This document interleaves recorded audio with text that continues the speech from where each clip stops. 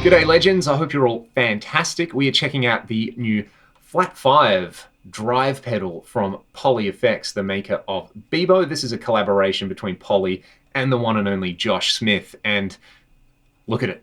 It looks pretty unique to start with. Essentially, you've got two different channels on this pedal. One, which is a super simple set and forget boost, drive, sweetener, very much what you would expect from somebody like Josh Smith. The second channel is kind of crazy. You've got a JFET style amp in a box pedal combined with some synthesizer filters in here. And as you can see, absolutely no knobs on the pedal. There is a very tactile touch interface on here that Poly have developed in-house that lets you sweep all the values on individual sliders. The UI might look a little bit daunting at first glance, at first touch, if you like, but once you've had a quick flick through the manual, it's really easy to understand how the pedal works, and it's incredibly straightforward to dial in a whole range of different tones on here.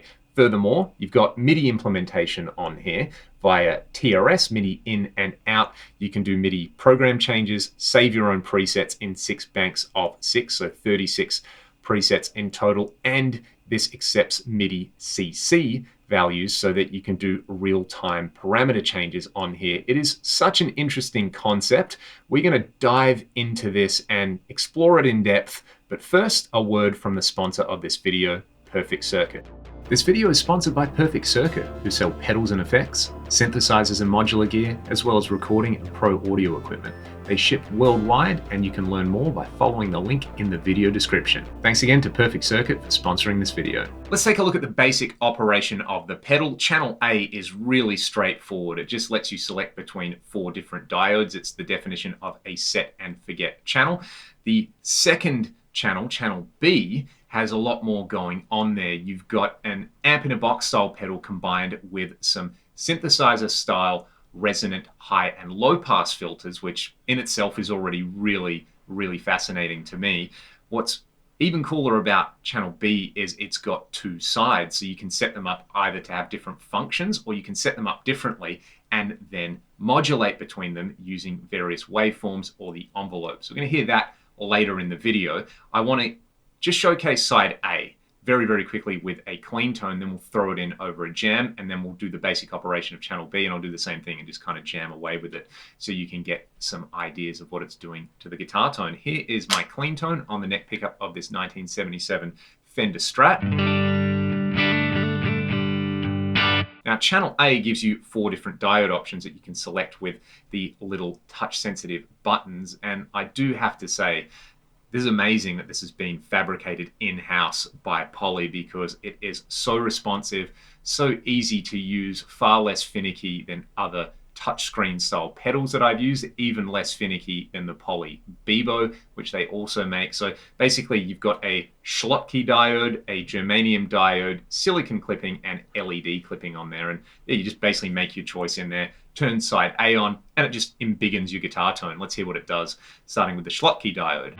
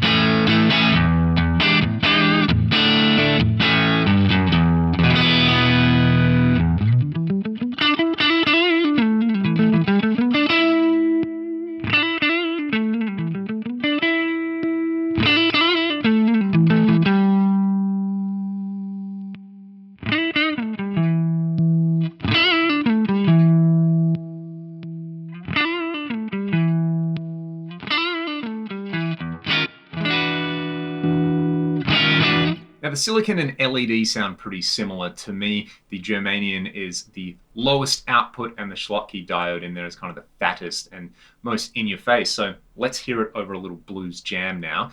You'll hear the tone bypassed, and then I'm going to kick it in. I'm going to start with a bit of dirt on here because this is generally the way I would personally use a pedal like this.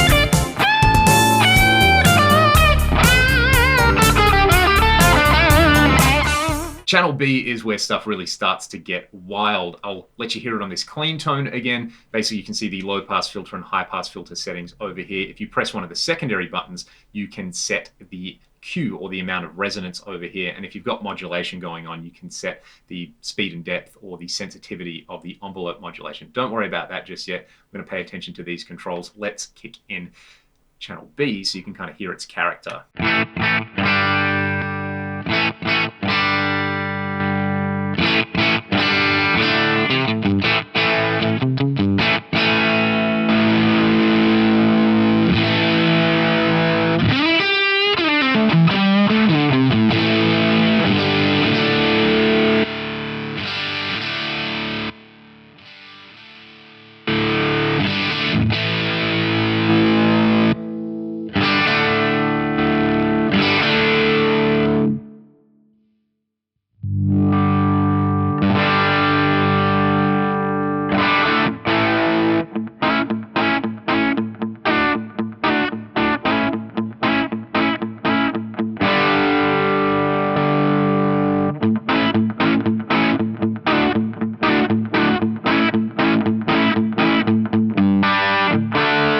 Then if you want to flip the order, you can hit the little B into A or A into B button over here. So that will be indicated by the color of these little LEDs here. So you can see they're flip-flopping right there. I'll just let you hear the difference.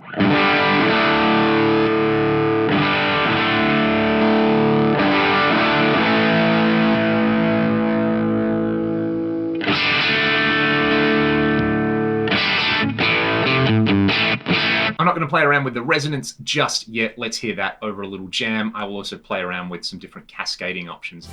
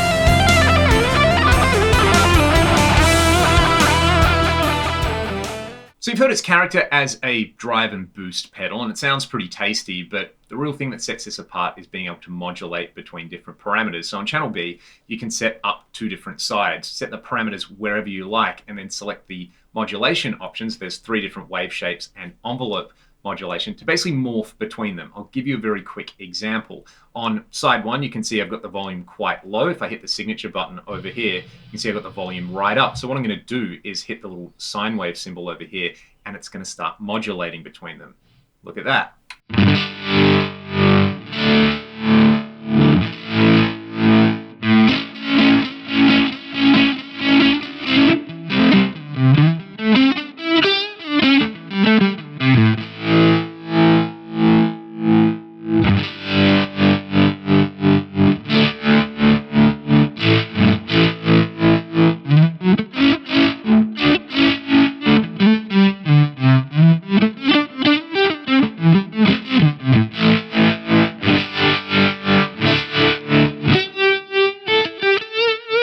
Another example would be setting different values on the low pass filter. If I hit the little secondary button down here, you can see I've got a bit of resonance dialed in on it. I've set the cutoff to 2 different points on here, and then I can cascade it with one of the channel A options in here. This one sounds awesome. I think I'm using sine wave modulation, but I'll go through triangle and square as well.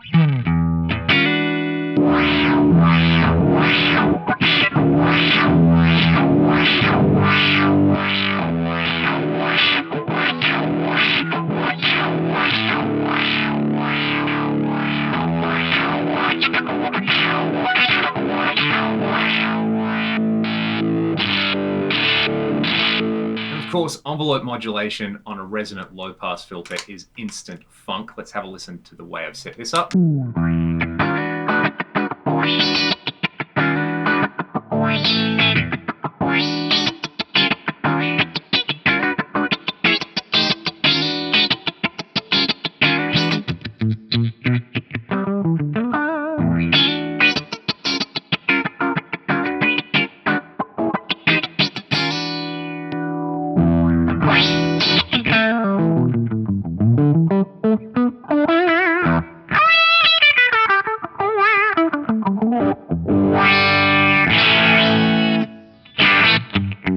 Probably my favorite application though is to sweep the high pass and low pass filters in the opposite fashion to one another. It kind of sounds like a univibe or harmonic trem. I'll let you hear it and then I'll stack it with one of the channel A options.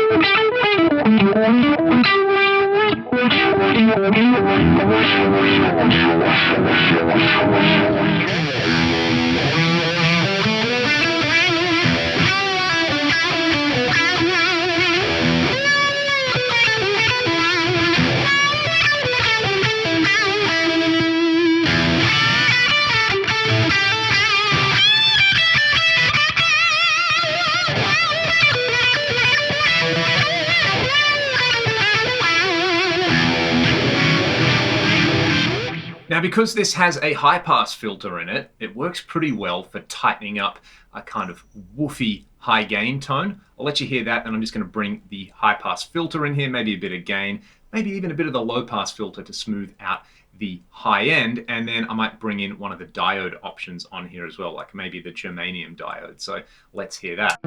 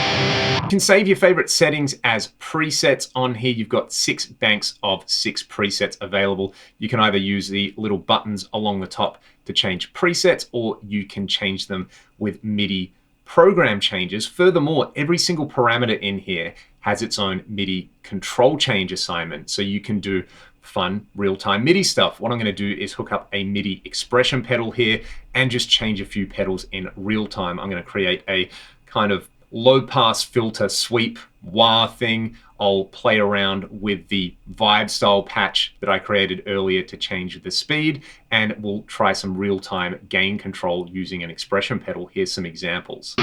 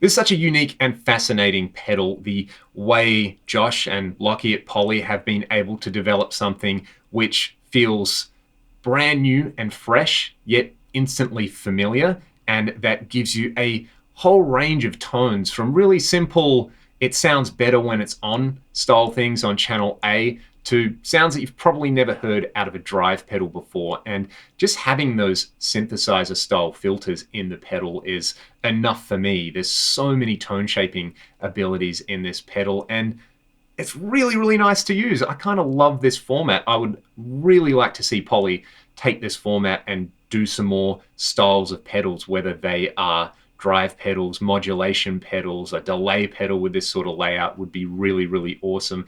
And to me, ultimately, this is digitally controlled analog done right. It's bringing together the best of both worlds from those approaches, rather than the worst of both worlds like you get in a lot of digitally controlled analog products. There's really no deep dive menus on here, which is awesome. You've got the control capabilities that digital control gives you, but you've got really, really inspiring analog tones in there, which at the end of the day is the most important thing with a product like this. So let me know your thoughts in the comments section below.